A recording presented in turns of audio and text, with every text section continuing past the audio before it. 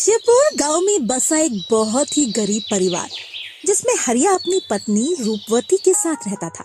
हरिया जो सेठ हरिलाल के घर का नौकर था, जो उनके घर बहुत सालों से काम किया करता था। सेठ हरिलाल की बेटी मोहिनी जो बहुत ही खूबसूरत कन्या थी, जो शिवपुर गांव में सबसे खूबसूरत और सुशील लड़की थी। सेठ हरिलाल को अपनी बेटी मोहिनी की चिंता हमेशा सताया करती थी। अब वो विवाह योग्य हो गई थी। हरिलाल सेठ एक दिन हरिया को अपने पास बुलाया और उससे बोले, हरिया, तुम मेरे सबसे नेक और ईमानदार नौकर हो। एक काम मैं तुम्हें सौंपता हूँ जो बहुत ही कठिन है, लेकिन मुझे पूरा यकीन है कि तुम मेरा ये काम जरूर करोगे। सेठ जी, कौन सा काम है? आप मुझे बताइए। मैं आपका नमक खाया हूँ। मैं आपके काम को पूरी अच्छी तरह से करूँगा। हरिया, तुम तो देख ही रहे हो, मेरी बेटी मोहिनी जो विवाह योग्य हो गई है। मुझे इसके लिए एक वर ढूंढना पड़ेगा, मगर मेरे पास उतनी ताकत अब नहीं है कि मैं अपनी बेटी के लिए एक अच्छा सा लड़का खोज सकूं। इसलिए मैं चाहता हूं तुम मेरी बेटी मोहिनी के लिए एक अच्छा सा वर ढूंढ कर लाओ, जिससे मैं अपनी बेटी का विवाह कर सकूं। सेठ जी, आप बिल्कुल चिंता मत कीजिए। मैं कल ही आपकी बेटी मोहिनी के लिए एक वर ढूंढने के लिए निकल जाऊंगा। आप बिल्कुल चिंता मत कीजिए, आप एकदम बेफिक्र रहिए। इतनी बात कहकर हरिया वहाँ से चला जाता है। वो अपने घर आता है और अपनी पत्नी रूपवती से बोलता है, रूपवती, मुझे सेठ जी ने एक बहुत ही महत्वपूर्ण कार्य दिया है। मुझे उस कार्य को करने के लिए जाना पड़ेगा। अजी, कौन सा कार्य जिसे आपके सेठ जी ने सौंपा हुआ है? मुझे भी तो बताइए, आखिर वो कौन सा कार्य है? रूपवती, सेठ हरिलाल की सुपुत्री है ना, वो मोहिनी, मुझे उसके लिए वर ढूंढने के लिए सेठ जी भेज रहे हैं। मैं अभी कुछ ही समय में निकल रहा हूँ। अजी ठीक है, आप जाइए और सेठ हरिलाल के लिए एक अच्छा सा दामाद ढूंढ कर लाइए। फिर हरिया किसान अपने घर से निकल जाता है। वो बहुत दूर की यात्रा करके जंगल के रास्ते चलना शुरू कर देता है। तभी उसे आराम करने का मन करता है। वो एक पेड़ के नीचे बैठ जाता है। ना जाने कहाँ मिलेगा सेठ हरिलाल की बेटी का वर। मुझे और अभी कितना चलना पड़ेगा। इधर तो मुझे गांव या घर भी नहीं दिख रहे हैं। हरिया इसी तरह सोच रहा था, तभी उसी रास्ते से एक साधु गुजर रहे थे।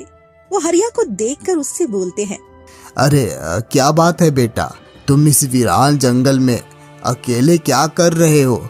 आखिर क्या बात है? साधु महाराज, मेरा नाम हरिया है। मैं शिवपुर गांव का निवासी हूँ। मैं अपने सेठ हरिलाल की सुपुत्री मोहिनी के लिए एक वर खोजने जा रहा हूँ। क्या ऐसी बात है? अब मेरी नज़र में एक लड़का है जो पास के ही गांव में रहता है। अब मगर साधु महाराज, आप चुप क्यों हो गए?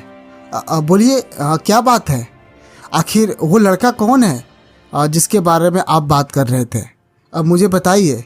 बेटा, वो लड़का मात्र उग्रसेन का लड़का है, जो बहुत ही नेक और अच्छा स्वभाव वाला है।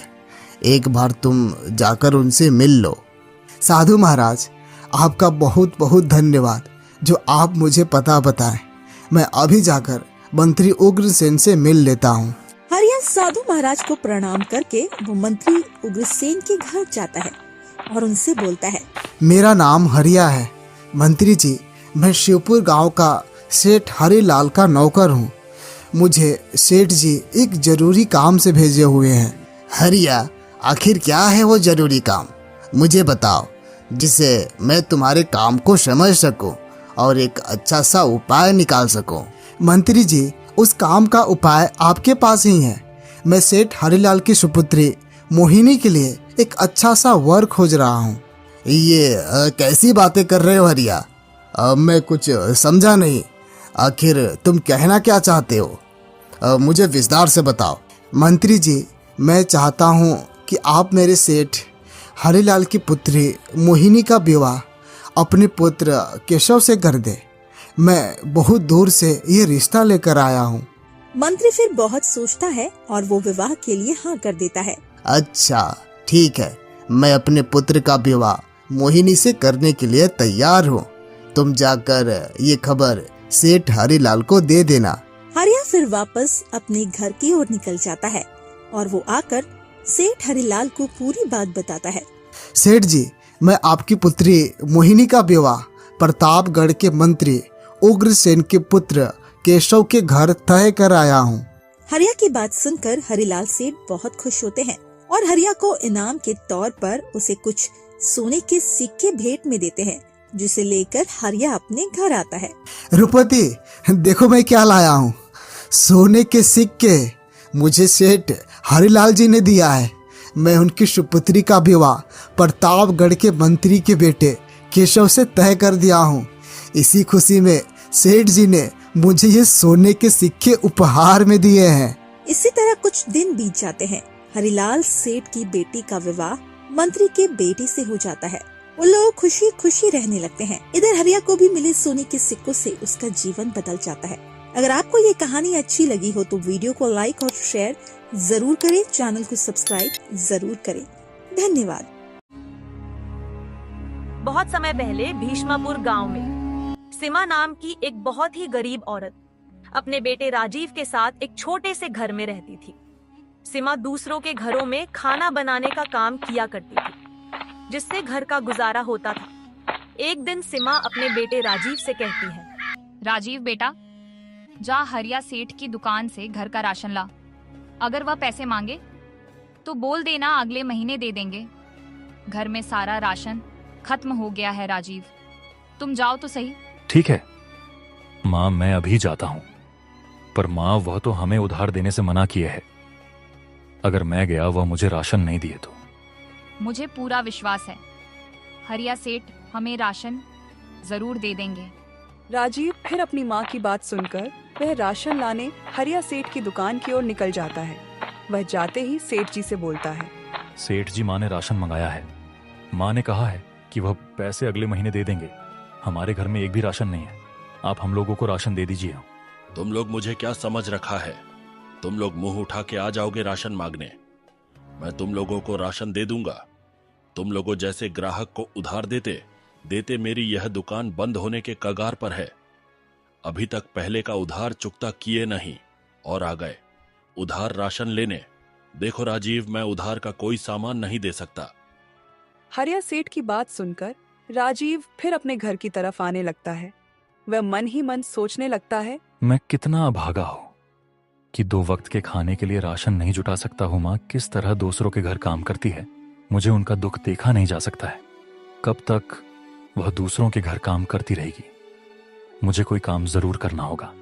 शायद वह वक्त अब आ गया है। मुझे अपनी जिम्मेदारी संभालनी होगी ताकि मैं अपनी माँ को इस स्थिति से निकाल सकूं और उनके जीवन में थोड़ी खुशियां ला सकूं। राजीव यह सोचते जा ही रहा था, तभी उसके ऊपर नजर एक पंडित की पड़ती। वह पंडित जी राजीव को अपने पास बुलाया और बोले, क्यों उदास हो बेटे? क्या हुआ? तुम्हें देखकर ऐसा लग रहा है कि तुम कोई समस्या से जूझ रहे हो। पंडित जी, मैं एक गरीब लड़का हूँ। मेरे पास कुछ नहीं है। सिर्फ एक सपना है कि एक दिन मैं अपनी माँ की मदद कर सकूं। वह दूसरों के घरों में जाकर काम करती है, फिर भी उतने पैसे नहीं मिलते कि हम लोगों का गुजारा हो जाए। मुझे तो समझ नहीं आ रहा मैं क्या करूं। जिंदगी में मैं क्या करूंगा? तुम्हारे मन में जो सपना है वह एक दिन जरूर पूरा होगा। बेटा, तुम बहुत ही तकदीर वाले हो। तुम्हारा भाग्य बहुत उज्जवल है। बहुत ही जल्दी ऐसा वक्त आएगा कि हर किसी के जुबान पर तुम्हारा नाम होगा। पंडित जी, लेकिन मैं तो एक साधारण सा लड़का हूं। मेरे पास तो साधन भी नहीं है, ना ही मैं कोई राजा हूं। पर हर किसी के जुबान पर मेरा नाम क्यों होगा पंडित जी? मैं समझ नहीं पा रहा हूं। आप क्या कहना चाहते हैं? बेटा, इस संसार में हर एक व्यक्ति की कहानी अनोखी होती है। तुम्हारी कहानी अभी शुरू हुई है। इतना कहकर पंडित जी वहां से चले जाते हैं और फिर राजीव भी अपने घर आने लगता है। आते ही उसकी माँ उससे बोलती है, बेटा, तू खाली हाथ क्यों चला आया है? मैंने तो तुम्हें राशन लाने को भेजा था। तुम राशन क्यों नहीं लाए? माँ, हरिया सेठ जी राशन देने से मना कर दिया है। वो कह रहे थे कि तुम्हारा बहुत ज्यादा उधार लग चुका है। बेटा राजीव, तुम चिंता मत करो, मैं मालकिन से कुछ पैसे मांगकर लेते आऊंगी। तुम जाकर कुछ रात की बची हुई है, तुम उसे खा लो। माँ, मैं खाना मैं बाद में खाऊंगा। पहले आप मुझे ये बताओ कि जब मैं रास्ते में आ रहा था तो मुझे एक पंडित जी मिले थे। वो कह रहे थे कि मैं बहुत तकदीर वाला हूँ कुछ ही दिनों में सबके जुबान पर मेरा नाम होगा। मैं तो उनका बात समझ ही नहीं पाया। अगर तुम्हें कुछ समझ आया तो मुझे बताओ। क्या सचमुच उन्होंने ऐसा कहा? हाँ माँ, उन्होंने मुझे ऐसा ही कहा। बेटा, जब तेरा जन्म हुआ था तब भी मुझे एक पंडित जी कहे थे कि तेरा बेटा बहुत ही भाग्यशाली है, बड़ा होकर यह एक बड़ा आदमी बनेगा। मैंने उनकी बातों पर ज्यादा ध्यान नहीं दिया। माँ, तुम ये कैसी बातें कर रही हैं? भला मैं इतना गरीब आदमी हूँ, मैं एक बड़ा आदमी कैसे बनूंगा माँ? तुम सही कह रहे हो राजीव, कभी कभी भविष्यवाणी सही भी हो जाती है। मैंने खुद अपनी आंखों से भविष्यवाणी सही होती देखी है। क्या सचमुच तुमने ऐसा होता देखा है? माँ, कैसे, क्या हुआ था? बेटा तुम ध्यान से सुनो। एक बार की बात है, हमारे गांव में एक बार मीना नाम की औरत थी। उसकी एक बार बच्चे हुए थे। जुड़वा बच्चे होने के खुशी से उसका पति पूरे गांव को दावत दिया था।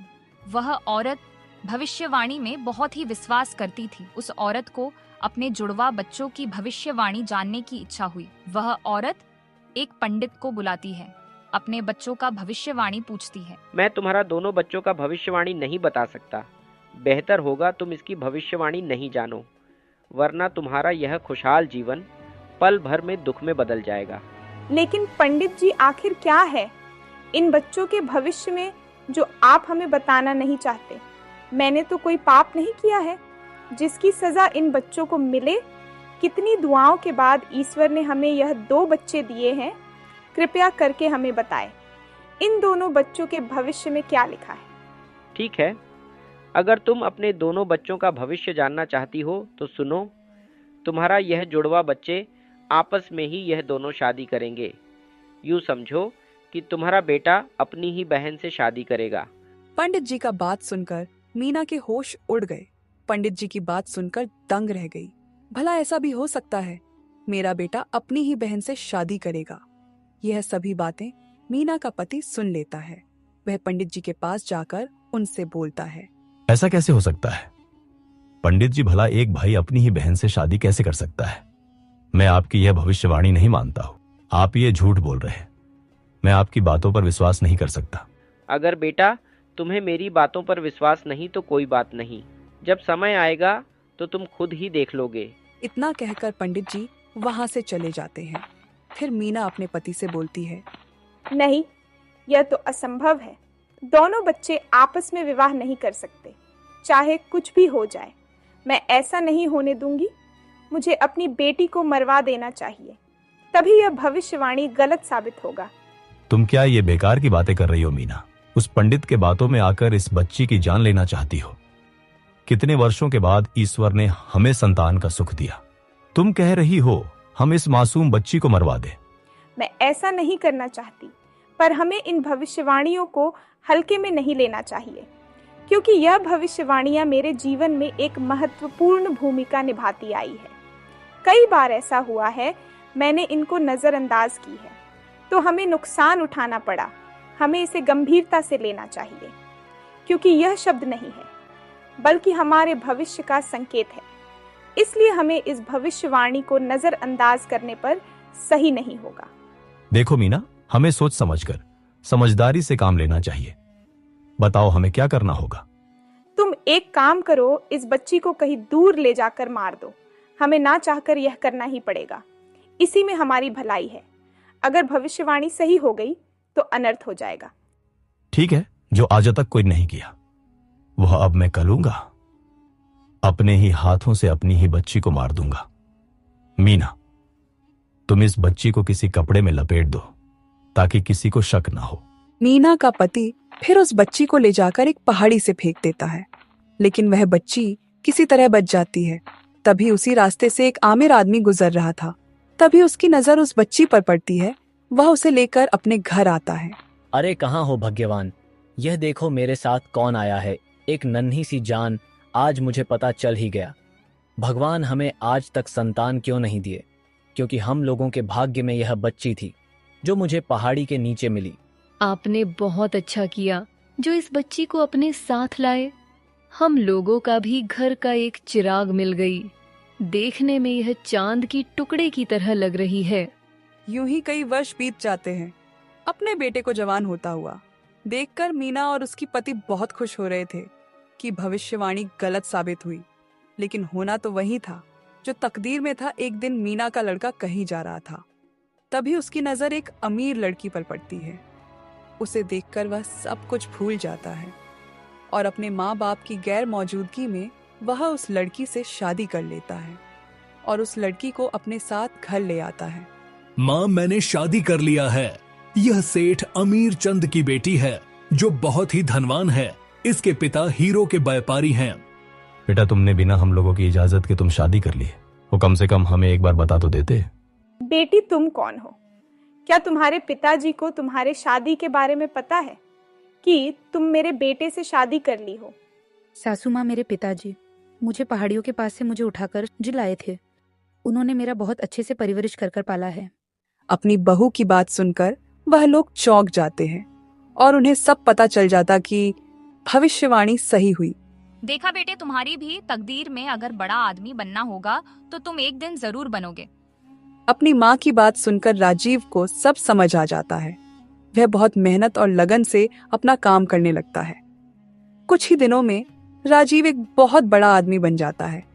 एक खूब आलीशान घर में रहने लगता है। बहुत समय पहले भीष्मापुर गांव में सीमा नाम की एक बहुत ही गरीब औरत अपने बेटे राजीव के साथ एक छोटे से घर में रहती थी। सीमा दूसरों के घरों में खाना बनाने का काम किया करती थी, जिससे घर का गुजारा होता था। एक दिन सीमा अपने बेटे राजीव से कहती है, राजीव बेटा, जा हरिया सेठ की दुकान से घर का राशन ला। अगर वह पैसे मांगे तो बोल देना, अगले महीने दे देंगे। घर में सारा राशन खत्म हो गया है। ठीक है माँ, मैं अभी जाता हूँ। पर माँ, वह तो हमें उधार देने से मना किए हैं। अगर मैं गया वह मुझे राशन नहीं दिए तो? राजीव, तुम जाओ तो सही, मुझे पूरा विश्वास है हरिया सेठ हमें राशन जरूर दे देंगे। राजीव फिर अपनी माँ की बात सुनकर वह राशन लाने हरिया सेठ की दुकान की ओर निकल जाता है। वह जाते ही सेठ जी से बोलता है, सेठ जी, माँ ने राशन मंगाया है। माँ ने कहा है कि वह पैसे अगले महीने दे देंगे। हमारे घर में एक भी राशन नहीं है। आप हम लोगों को राशन दे दीजिए। तुम लोग मुझे क्या समझ रखा है? तुम लोग मुंह उठा के आ जाओगे राशन मांगने? मैं तुम लोगों को राशन दे दूंगा। तुम लोगों जैसे ग्राहक को उधार देते देते मेरी यह दुकान बंद होने के कगार पर है। अभी तक पहले का उधार चुकता किए नहीं और आगे उधार राशन लेने। देखो राजीव, मैं उधार का कोई सामान नहीं दे सकता। हरिया सेठ की बात सुनकर राजीव फिर अपने घर की तरह आने लगता है। वह मन ही मन सोचने लगता है, मैं कितना अभागा हूँ कि 2 वक्त के खाने के लिए राशन नहीं जुटा सकता हूँ। माँ किस तरह दूसरों के घर काम करती है। मुझे उनका दुख देखा नहीं जा सकता है। कब तक वह दूसरों के घर काम करती रहेगी? मुझे कोई काम जरूर करना होगा। शायद वह वक्त अब आ गया है। मुझे अपनी जिम्मेदारी संभालनी होगी ताकि मैं अपनी माँ को इस स्थिति से निकाल सकूं और उनके जीवन में थोड़ी खुशियां ला सकूं। राजीव यह सोचते जा ही रहा था, तभी उसके ऊपर नजर एक पंडित की पड़ी। वह पंडित जी राजीव को अपने पास बुलाया और बोले, क्यों उदास हो बेटे? क्या हुआ? तुम्हें देखकर ऐसा लग रहा है कि तुम कोई समस्या से जूझ रहे हो। पंडित जी, मैं एक गरीब लड़का हूँ। मेरे पास कुछ नहीं है। सिर्फ एक सपना है कि एक दिन मैं अपनी माँ की मदद कर सकूं। वह दूसरों के घरों में जाकर काम करती है, फिर भी उतने पैसे नहीं मिलते कि हम लोगों का गुजारा हो जाए। मुझे तो समझ नहीं आ रहा मैं क्या करूं। जिंदगी में मैं क्या करूंगा? तुम्हारे मन में जो सपना है वह एक दिन जरूर पूरा होगा। बेटा, तुम बहुत ही तकदीर वाले हो। तुम्हारा भाग्य बहुत उज्जवल है। बहुत ही जल्दी ऐसा वक्त आएगा कि हर किसी के जुबान पर तुम्हारा नाम होगा। पंडित जी, लेकिन मैं तो एक साधारण सा लड़का हूँ। मेरे पास तो साधन भी नहीं है, ना ही मैं कोई राजा हूँ। पर हर किसी के जुबान पर मेरा नाम क्यों होगा पंडित जी? मैं समझ नहीं पा रहा हूँ। आप क्या कहना चाहते हैं? बेटा, इस संसार में हर एक व्यक्ति की कहानी अनोखी होती है। तुम्हारी कहानी अभी शुरू हुई है। इतना कहकर पंडित जी चले जाते हैं और फिर राजीव भी अपने घर आने लगता है। आते ही उसकी माँ उससे बोलती है, बेटा, तू खाली हाथ क्यों चला आया है? मैंने तो तुम्हें राशन लाने को भेजा था। तुम राशन क्यों नहीं लाए? माँ, हरिया सेठ जी राशन देने से मना कर दिया है। वह कह रहे थे कि मैं तुम्हें राशन नहीं दे सकता है। तुम्हारा बहुत ज्यादा उधार लग चुका है। बेटा राजीव, तुम चिंता मत करो। मैं मालकिन से कुछ पैसे मांग कर लेते आऊंगी। तुम जाकर कुछ रात की बची हुई है, तुम उसे खा लो। माँ, मैं खाना मैं बाद में खाऊंगा, पहले आप मुझे यह बताओ कि जब मैं रास्ते में आ रहा था तो मुझे एक पंडित जी मिले थे। वह कह रहे थे कि मैं बहुत तकदीर वाला हूँ, कुछ ही दिनों में सबके जुबान पर मेरा नाम होगा। मैं तो उनका बात समझ ही नहीं पाया। अगर तुम्हें कुछ समझ आया तो मुझे बताओ। राजीव, क्या सचमुच उन्होंने ऐसा कहा? हाँ माँ, उन्होंने मुझे ऐसा ही कहा। बेटा, जब तेरा जन्म हुआ था तब भी मुझे एक पंडित जी कहे थे कि तेरा बेटा बहुत ही भाग्यशाली है, बड़ा होकर ये एक बड़ा आदमी बनेगा। मैंने उनकी बातों पर ज्यादा ध्यान नहीं दिया। माँ, तुम ये कैसी बातें कर रही है? भला मैं इतना गरीब आदमी हूँ, मैं एक बड़ा आदमी कैसे बनूंगा? तुम सही कह रहे हो राजीव, कभी कभी भविष्यवाणी सही भी हो जाती है। मैंने खुद अपनी आंखों से भविष्यवाणी सही होती देखी है। माँ, क्या सचमुच तुमने ऐसा होता देखा है? तुम ध्यान से सुनो, एक बार की बात है। हमारे गांव में एक बार एक मीना नाम की औरत थी। उसकी एक बार जुड़वा लड़के हुए थे। जुड़वा बच्चे होने के खुशी से उसका पति पूरे गांव को दावत दिया था। वह औरत भविष्यवाणी में बहुत ही विश्वास करती थी। वह औरत अपने जुड़वा बच्चों की भविष्यवाणी जानने की इच्छा हुई। वह औरत एक पंडित को बुलाती है, अपने बच्चों की भविष्यवाणी पूछती है। मैं तुम्हारा इन दोनों बच्चों का भविष्यवाणी नहीं बता सकता। बेहतर होगा तुम इसकी भविष्यवाणी ना ही जानो तो ठीक है, वरना तुम्हारे इस खुशहाल जीवन पल भर में दुख में बदल जाएगा। लेकिन पंडित जी, आखिर क्या है इन बच्चों के भविष्य में जो आप हमें बताना नहीं चाहते? मैंने तो कोई पाप नहीं किया है जिसकी सजा इन बच्चों को मिले। कितनी दुआओं के बाद ईश्वर ने हमें ये 2 बच्चे दिए हैं। कृपया करके हमें बताइए इन दोनों बच्चों के भविष्य में क्या लिखा है। ठीक है, अगर तुम अपने दोनों बच्चों का भविष्य जानना चाहती हो तो सुनो। तुम्हारा यह जुड़वा बेटा अपनी ही बहन से शादी करेगा। पंडित जी का बात सुनकर मीना के होश उड़ गए। पंडित जी की बात सुनकर दंग रह गई। भला ऐसा भी हो सकता है? मेरा बेटा अपनी ही बहन से शादी करेगा। यह सभी बातें मीना का पति सुन लेता है। वह पंडित जी के पास जाकर उनसे बोलता है, ऐसा कैसे हो सकता है पंडित जी? भला एक भाई अपनी ही बहन से शादी कैसे कर सकता है? मैं आपकी यह भविष्यवाणी नहीं मानता। आप ये झूठ बोल रहे हैं। मैं आपकी बातों पर विश्वास नहीं कर सकता। अगर बेटा तुम्हें मेरी बातों पर विश्वास नहीं तो कोई बात नहीं, जब समय आएगा तो तुम खुद ही देख लेना। इतना कहकर पंडित जी वहां से चले जाते हैं। फिर मीना अपने पति से बोलती है, नहीं, यह तो असंभव है। दोनों बच्चे आपस में विवाह नहीं कर सकते, चाहे कुछ भी हो जाए। मैं ऐसा नहीं होने दूंगी। मुझे अपनी बेटी को मरवा देना चाहिए, तभी यह भविष्यवाणी गलत साबित होगी। तुम क्या ये बेकार की बातें कर रही हो मीना? उस पंडित के बातों में आकर इस बच्ची की जान लेना चाहती हो? कितने वर्षों के बाद ईश्वर ने हमें संतान का सुख दिया। तुम कह रही हो हम इस मासूम बच्ची को मरवा दे। मैं ऐसा नहीं करना चाहती, पर हमें इन भविष्यवाणियों को हल्के में नहीं लेना चाहिए, क्योंकि यह भविष्यवाणियां में जीवन में एक महत्वपूर्ण भूमिका निभाती आई है। कई बार ऐसा हुआ है, मैंने इनको अनदेखी की है तो हमें नुकसान उठाना पड़ा। हमें इसे गंभीरता से लेना चाहिए, क्योंकि यह शब्द नहीं है बल्कि हमारे भविष्य का संकेत है। इसलिए हमें इस भविष्यवाणी को नजरअंदाज करने पर सही नहीं होगा। देखो मीना, हमें सोच समझकर समझदारी से काम लेना चाहिए। बताओ हमें क्या करना होगा? तुम एक काम करो, इस बच्चे को कहीं दूर ले जाकर मार दो। हमें ना चाहकर यह करना ही पड़ेगा। इसी में हमारी भलाई है। अगर भविष्यवाणी सही हो गई तो अनर्थ हो जाएगा। ठीक है मीना, जो आज तक कोई नहीं किया वह अब मैं कर लूंगा। अपने ही हाथों से अपनी बच्ची को मार दूंगा। मीना, तुम इस बच्ची को किसी कपड़े में लपेट दो ताकि किसी को शक ना हो। मीना फिर अपनी बच्ची को कपड़े में लपेटकर अपने पति को दे देती है। फिर उसका पति उस बच्ची को ले जाकर एक पहाड़ी से फेंक देता है, लेकिन वह बच्ची किसी तरह बच जाती है। तभी उसी रास्ते से एक आमिर आदमी गुजर रहा था। तभी उसकी नजर उस बच्ची पर पड़ती है। वह उसे लेकर अपने घर आता है। अरे कहाँ हो भाग्यवान, यह देखो मेरे साथ कौन आया है, एक नन्ही सी जान। आज मुझे पता चल ही गया भगवान हमें आज तक संतान क्यों नहीं दी, क्योंकि हम लोगों के भाग्य में यह बच्ची थी जो मुझे पहाड़ी के नीचे मिली। आपने बहुत अच्छा किया जो इस बच्ची को अपने साथ लाए। हम लोगों का भी घर का एक लक्ष्मी मिल गई। देखने में यह चांद के टुकड़े की तरह लग रही है। यूं ही कई वर्ष बीत जाते हैं। अपने बेटे को जवान होता हुआ देखकर मीना और उसकी पति बहुत खुश हो रहे थे कि भविष्यवाणी गलत साबित हुई, लेकिन होना तो वही था जो तकदीर में था। एक दिन मीना का लड़का कहीं जा रहा था, तभी उसकी नजर एक अमीर लड़की पर पड़ती है। उसे देखकर वह सब कुछ भूल जाता है और अपने माँ बाप की गैर मौजूदगी में वह उस लड़की से शादी कर लेता है और उस लड़की को अपने साथ घर ले आता है। माँ, मैंने शादी कर लिया है।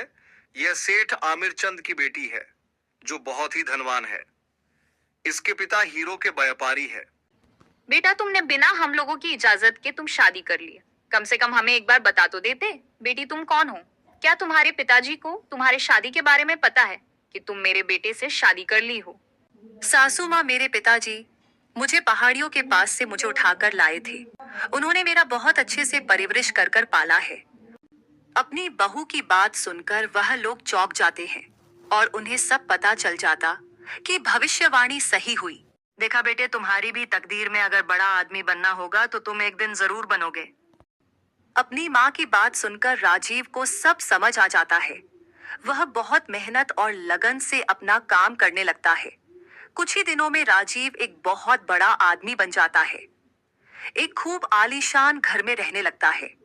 अगर आपको यह हमारी छोटी सी कहानी अच्छी लगी तो वीडियो को लाइक और चैनल को सब्सक्राइब जरूर करें ताकि हमारे आने वाली कहानियां आप देख सके।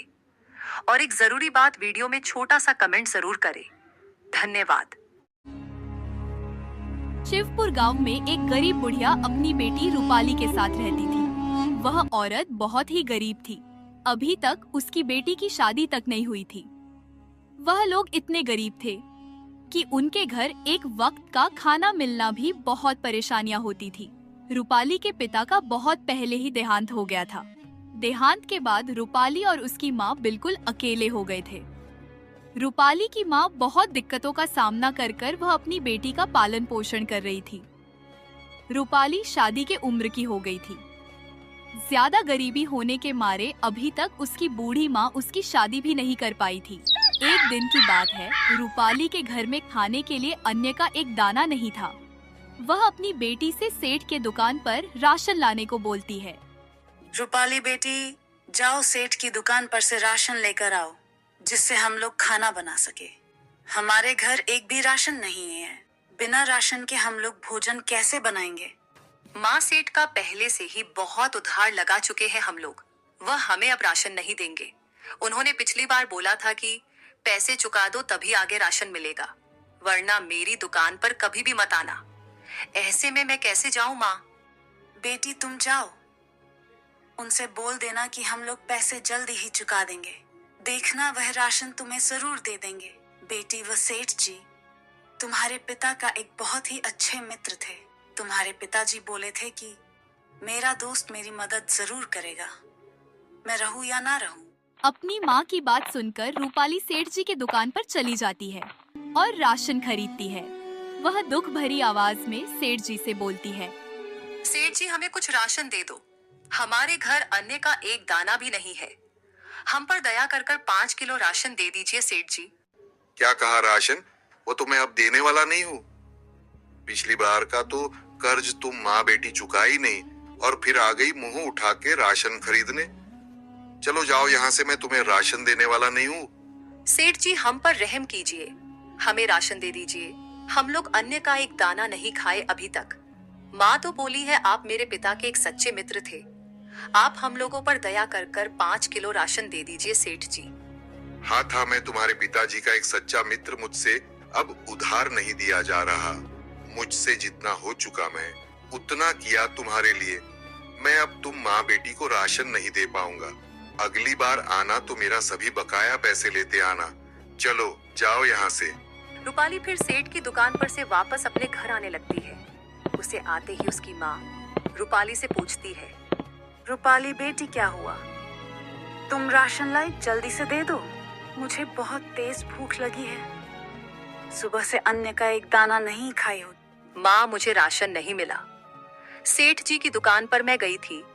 उन्होंने राशन देने से साफ इनकार कर दिया और हर बार की तरह कहा कि बिना पैसे के हमारे दुकान पर मत आया करो। माँ बिना पैसे के वह हमें राशन नहीं देने वाले। रूपाली, क्या ऐसी बात है? वह तो बहुत ही अच्छे मित्र थे तुम्हारे पिता के, लेकिन वह भी आज मुंह मोड़ लिए।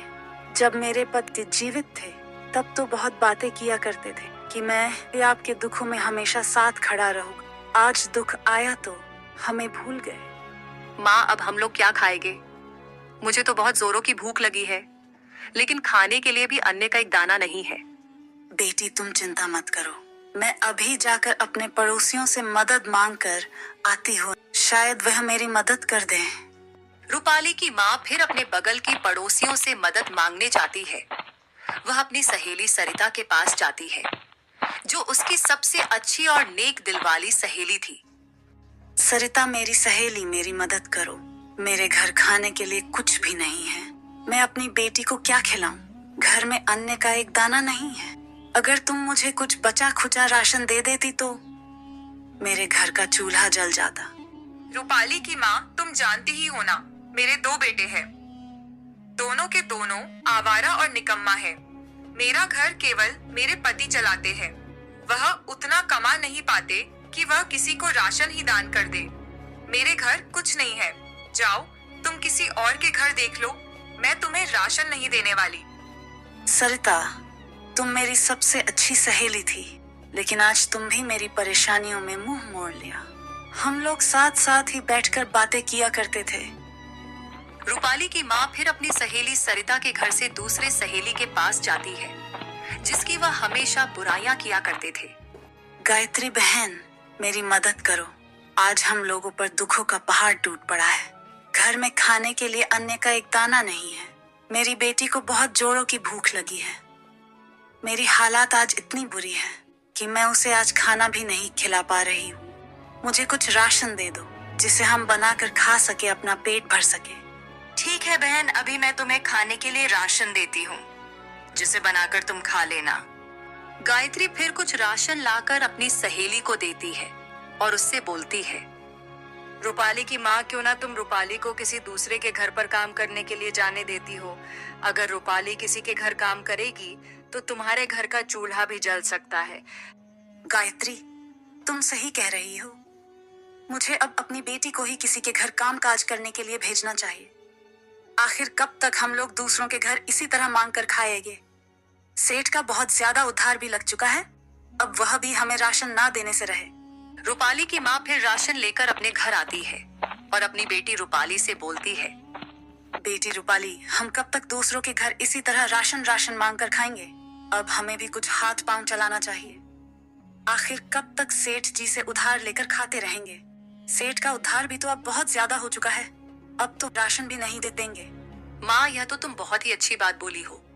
आखिर कब तक हम इसी तरह दूसरों लोगों पर निर्भर रहेंगे? अब हमें भी कुछ करना चाहिए। माँ, मैं कल ही काम ढूंढने जाऊंगी। शाम होती है, दोनों माँ बेटी भोजन करती है। अगली सुबह रूपाली काम की तलाश में शहर निकल जाती है। वह शहर की तरह मकान मालकिन के घर जाती है और उनसे काम मांगने लगती है। मालकिन, आपके घर में कोई काम हो तो मुझे दे दे। मुझे काम की बहुत जरूरत है। मेरे घर में पैसों की बहुत जरूरत है। अगर आप मुझे कोई काम दे देगी तो भला हो। मैं झाड़ू पोछा सब कर लेती हूँ। नहीं, मेरे घर में कोई काम नहीं है। मैंने पहले से ही एक नौकर रख चुकी हूँ। मुझे और लोगों की जरूरत नहीं है। तुम कोई घर देख लो। रूपाली फिर उस मालिकिन के घर से दूसरे घर में काम मांगने जाती है। आपके घर में नौकरानी का कोई काम है तो आप मुझे दे दीजिए। मुझे काम की बहुत जरूरत है। मेरे घर पर बहुत कर्जा लदा हुआ है। अगर आप मुझे कोई काम दे देगी तो आपका बहुत एहसान होगा मेरे ऊपर। मेरे घर में कोई काम नहीं है। मैं पहले से ही नौकरानी रखी हुई हूँ। अब तुम यहाँ से जा सकती हो। रूपाली फिर वापस अपने घर आने लगती है। वह आ ही रही थी, तभी उसे एक जमींदार मिलता है जो बहुत ही प्यासा था। वह प्यास से तड़प रहा था।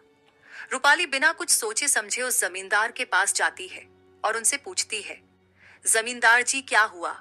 आपको कोई परेशानी है? आप मुझे बताइए, मैं आपकी मदद करूंगी। बेटी, मैं प्रतापगढ़ का जमींदार हूँ। मैं दूसरे गांव से आ रहा था, तभी मेरा गला प्यास से सूखने लगा। मुझे पानी पीने के लिए एक भी कुआं ना मिला और मैं यही बेहोश हो गया। मुझे बहुत जोरों की प्यास लगी है बेटी, तुम मुझे केवल पानी पिला दो, भगवान तुम्हारा भला करेगा। रूपाली फिर पानी लाने निकल जाती है। वह एक गरीब के घर में से जाकर पानी लाकर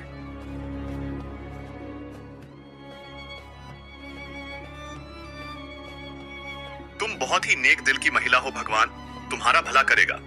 मेरे पास तो कुछ देने के लिए नहीं है। अगर तुम्हें कोई काम करना है तो बताना। मेरे घर में मेरे 2 बेटे हैं। वह दिन भर ऑफिस के कामों में व्यस्त रहते हैं। घर काम करने वाला कोई नहीं है। अगर तुम्हें काम करना हो मुझे जरूर बताना। रूपाली उस जमींदार की बात सुनकर वह प्रसन्न हो जाती है और उस जमींदार से बोलती है, जमींदार जी, आप तो मेरी दिल की बात छीन लिए। मैं आपसे काम ही मांगने वाली थी। मेरे घर पैसे की बहुत जरूरत है। सेठ का बहुत ज्यादा कर्जा लदा हुआ है। मेरे पिताजी भी अब इस दुनिया में नहीं है, इसीलिए मैं काम ढूंढने तो मालकिनों के घर गई, लेकिन उन्होंने मुझे कोई भी काम नहीं दिया। ठीक है बेटी, तुम कल से ही मेरे घर काम करने चली आना और यह लो कुछ पैसे मुझे पानी पिलाने का तोहफा समझकर रख लो। जमींदार फिर रूपाली को कुछ पैसे देता है और वहां से चला जाता है। रूपाली सभी पैसे लेकर अपने घर आती है और अपनी माँ को पूरी बात बताती है। भला हो उस जमींदार का जो तुम्हें काम दे दिया। अब हमारे घर भी खाने के लाले नहीं पड़ेंगे। सुबह होती है। रूपाली काम करने जमींदार के घर जाती है और कामकाज करने लगती है। इसी तरह दिन गुजर रहे थे। रूपाली को एक अच्छा काम मिल गया था।